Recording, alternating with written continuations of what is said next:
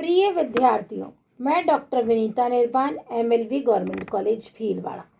आज हम व्यष्टि अर्थशास्त्र का व्यावसायिक निर्णयों में महत्व, importance of micro economics in business decisions अथवा व्यष्टि अर्थशास्त्र का महत्व अथवा उपयोग, इम्पोर्टेंस और यूजेज ऑफ माइक्रो इकोनॉमिक्स के बारे में अध्ययन करेंगे। व्यष्टि अर्थशास्त्र विभिन्न वस्तुओं का उत्पादन संगठन, उत्पत्ति के साधनों का वितरण एवं साधनों के मध्य आय के वितरण की दृष्टि से अत्यधिक महत्वपूर्ण है।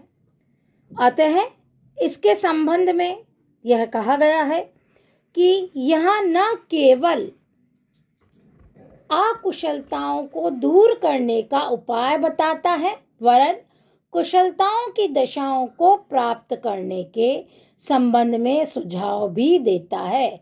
यह कथन प्रोफेसर लर्नर ने कहा है और इस कथन के द्वारा व्यष्टि अर्थशास्त्र का महत्व दृष्टिगोचर होता है, जो निम्नलिखित है। व्यक्तिगत आर्थिक निर्णयों में सहायक, हेल्पफुल इन इंडिविजुअल डिसीजंस। व्यष्टि अर्थशास्त्र में व्यक्तिगत इकाइयों का अध्ययन किया जाता है, इसलिए इसकी सहायता से व्यक्तिगत इकाइयों के लिए आर्थिक निर्णय आसानी से लिया जा सकता है। एक उपभोक्ता इस बात का निर्णय कर सकता है कि वस्तु के विभिन्न कीमतों पर वह उसकी कितनी मात्रा का क्रय करेगा। इसी प्रकार एक फर्म तथा उपयोग उत्पादन लागत का विभिन्न स्तरों पर उत्पादन की मात्रा के निर्धारण संबंधी भी निर्णय ले सकता है। नेक्स्ट है आर्थिक समस्याओं के समग्र अध्ययन में सहायक, helpful in aggregate study of economic problems. वास्तव में अर्थशास्त्र आर्थिक समस्याओं का अध्ययन करता है, जबकि व्यष्टि अर्थशास्त्र में छोटी छोटी इकाइयों का अध्ययन किया जाता है। यह संपूर्ण अर्थव्यवस्था को समझने एवं आर्थिक समस्या के समग्र अध्ययन में सहायक होता है। छोटी छोटी इकाइयां मिलकर ही संपूर्ण अर्थव्यवस्था बनाती है। अतः छोटी छोटी इकाइयों के अध्ययन के बाद संपूर्ण अर्थव्यवस्था की समस्याओं का अध्ययन करना सरल हो जाता है। सैमुएल्सन ने इसके संदर्भ में कहा है, यह नहीं समझना चाहिए कि व्यष्टि अर्थशास्त्र महत्वहीन विवरणों से संबंधित है। बड़ा चित्र अपने छोटे छोटे भागों से ही बनता है। अर्थात कहने का तात्पर्य यह है कि किसी भी बड़े कार्य को व्यवस्थित रूप प्रदान करने के लिए उसके छोटे छोटे कार्य उतने ही उत्तरदायी है जितना कि बड़ा कार्य है। नेक्स्ट है आर्थिक नीति निर्धारण में सहायक, helpful in formulation of economic policy. व्यष्टि अर्थशास्त्र आर्थिक नीतियों के निर्धारण में सहायक होता है। सरकार द्वारा विभिन्न आर्थिक नीतियों के औचित्य को व्यक्तिगत इकाइयों पर पड़ने वाले प्रभावों के संदर्भ में निश्चित किया जाता है।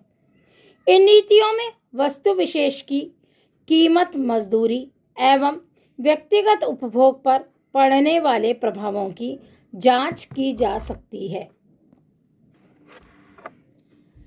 नेक्स्ट, आर्थिक कल्याण की जांच, इन्वेस्टिगेशन ऑफ इकोनॉमिक्स वेलफेयर या इकोनॉमिक वेलफेयर।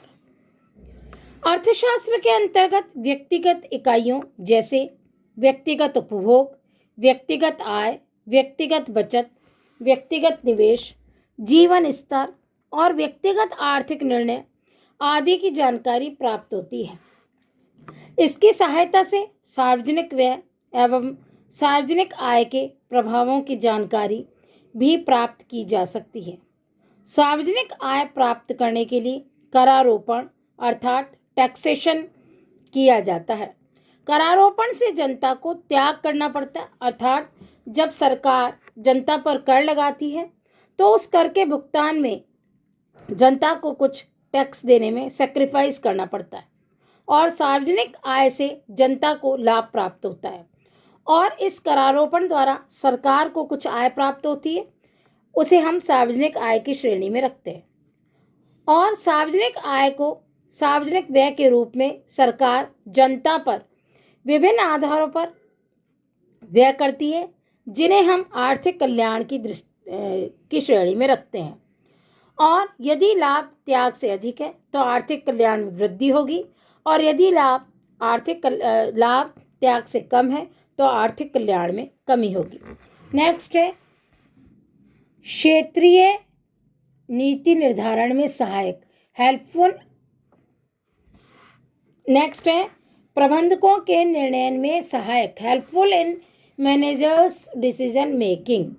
व्यष्टि अर्थशास्त्र व्यावसायिक प्रबंधकों के निर्णय में सहायक होता है। वस्तु की मांग एवं उत्पादन लागत की जानकारी व्यष्टि अर्थशास्त्र की सहायता से प्राप्त की जा सकती है। परिणाम स्वरूप प्रबंधक वस्तु की कीमत तथा उत्पादन की मात्रा के निर्धारण संबंधी निर्णय लेने में प्रभावी कदम उठा सकते हैं। नेक्स्ट है मूल्य निर्धारण एवं संसाधनों का आवंटन, price determination and allocation of resources. मूल्य निर्धारण एवं विभिन्न उपयोगों में साधनों के आवंटन हेतु व्यष्टि अर्थशास्त्र का विशेष महत्व है। इसका प्रमुख कारण यह है कि इसमें सैद्धांतिक ज्ञान के आधार पर अर्थशास्त्री उपलब्ध तथ्यों में से उन तथ्यों को चुन सकता है जो उसके समक्ष उपस्थित समस्या विशेष का समाधान प्रदान कर सके। इस प्रकार व्यष्टि अर्थशास्त्र में समर्थ सर्वप्रथम उपयुक्त तथ्यों का चुनाव किया जाता है।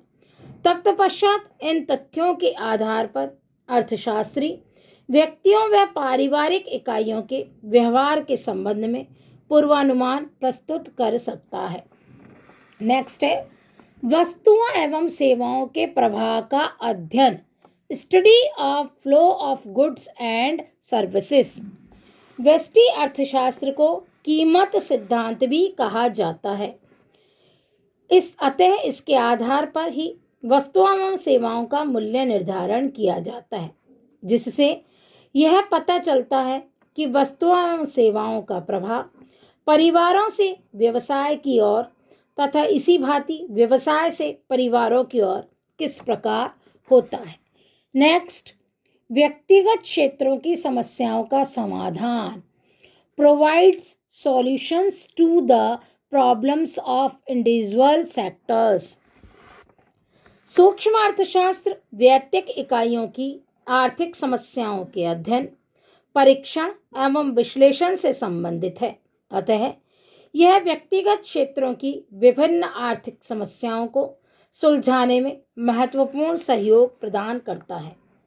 नेक्स्ट है रेखीय कार्यक्रम, लीनियर प्रोग्रामिंग। व्यष्टि अर्थशास्त्र से इस विधि की जानकारी होती है। यह विधि यह बतलाती है कि एक उत्पादक के पास वस्तुतः किस साधन का आधिक्य अर्थात सरप्लस है और कौन सा साधन अत्यंत अल्प मात्रा में अर्थात कम है या जिसकी डेफिशिएंसी है। इस आधार पर कृषक या व्यवसायी अपने साधनों का मिश्रण करके अपनी आय को बढ़ा सकता है। इसके अतिरिक्त रेखीय कार्यक्रम से वैकल्पिक उपक्रमों में से सर्वाधिक आय प्रदान करने वाले उपक्रम की भी जानकारी हो सकती है। व्यष्टि अर्थशास्त्र की सीमाएं, लिमिटेशंस ऑफ माइक्रो इकोनॉमिक्स। व्यष्टि अर्थशास्त्र आर्थिक विश्लेषण की दृष्टि से अत्यधिक महत्वपूर्ण एवं उपयोगी है, किंतु इसकी कुछ सीमाएं भी हैं जिन्हें निम्न शीर्षकों द्वारा समझा जा सकता है। अवास्तविक एवं अव्यावहारिक मान्यताएं, अनरियलिस्टिक एंड इम्प्रैक्टिकल अजम्पशंस। व्यष्टि अर्थशास्त्र अनेक अवास्तविक एवं अव्यावहारिक मान्यताओं पर आधारित है, जिनके परिणाम स्वरूप निकाले गए निष्कर्ष सही नहीं होते तथा उनका महत्वपूर्ण उपयोग नहीं हो सकता, जिनके परिणाम स्वरूप निकाले गए निष्कर्ष सही नहीं होते तथा उनका महत्वपूर्ण उपयोग नहीं हो सकता। इन मान्यताओं में पूर्ण प्रतियोगिता, पूर्ण रोजगार एवं पूर्ण गतिशीलता अधिक प्रमुख है। वास्तविक जीवन में न तो पूर्ण रोजगार और न ही पूर्ण प्रतियोगिता तथा गतिशीलता की स्थिति देखने को मिलती है। समग्र अर्थव्यवस्था की उपेक्षा, इग्नोरेंस ऑफ माइक्रो इकोनॉमिक्स। व्यष्टि अर्थशास्त्र के अंतर्गत व्यक्तिगत इकाइयों का अध्ययन किया जाता है, लेकिन यह संपूर्ण अर्थव्यवस्था की झलक प्रस्तुत करने में असफल रहता है। केवल इसके एक भाग की स्थिति प्रस्तुत होती है। इससे समग्र अर्थव्यवस्था की उपेक्षा होती है।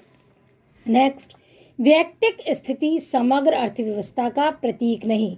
Micro position does not reflect macro economy.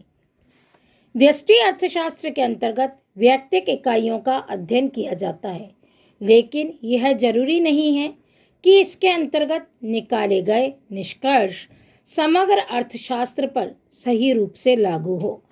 अनेक बार व्यक्तिगत हित परस्पर विरोधी भी होते हैं। जैसे कि एक विकासशील देश में उपभोग वस्तुओं के उद्योगों में निवेश करना व्यक्तिगत उद्यमियों के हित में होता है, लेकिन सभी उद्यमी ऐसे निवेश करने लग जाए तो देश के तीव्र औद्योगिक विकास की पूर्ति संभव नहीं हो सकती। कुछ आर्थिक समस्याओं के अध्ययन में अनुपयुक्त। Some economic problem connected to studies या कांट कनेक्टेड टू स्टडीज। व्यष्टि अर्थशास्त्र कुछ आर्थिक समस्याओं के अध्ययन में उपयोगी नहीं है। आधुनिक समस्याओं के समाधान एवं अध्ययन के लिए सरकार राष्ट्रीय स्तर को आधार मानती है, जिसका संबंध समष्टि अर्थशास्त्र से होता है। सरकार का आर्थिक क्रियाओं में निरंतर हस्तक्षेप बढ़ता जा रहा है।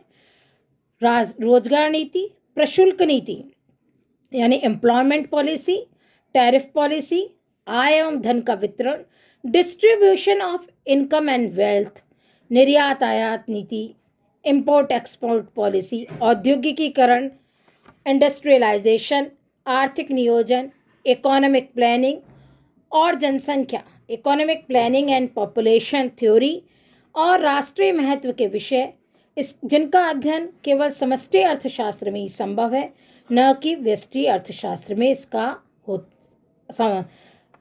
अध्ययन किया जा सकता है। नेक्स्ट है सीमित क्षेत्र, लिमिटेड स्कोप। व्यष्टि अर्थशास्त्र का क्षेत्र सीमित है क्योंकि इसमें अनेक नीतियों एवं समस्याओं का अध्ययन नहीं किया जाता है, जैसे कि मॉनेटरी पॉलिसी, मौद्रिक नीति, मनी इन्फ्लेशन, मुद्रा प्रसार, बेरोजगारी एवं राजस्व नीति, अनएम्प्लॉयमेंट एवं पब्लिक फाइनेंस पॉलिसी आदि। उपयुक्त सभी सीमाएं व्यष्टि अर्थशास्त्र की हैं। अतः किसी हद तक व्यष्टि अर्थशास्त्र विभिन्न समस्याओं का समाधान करने में सक्षम है, परंतु केवल यह एक विशिष्ट से संबंधित है।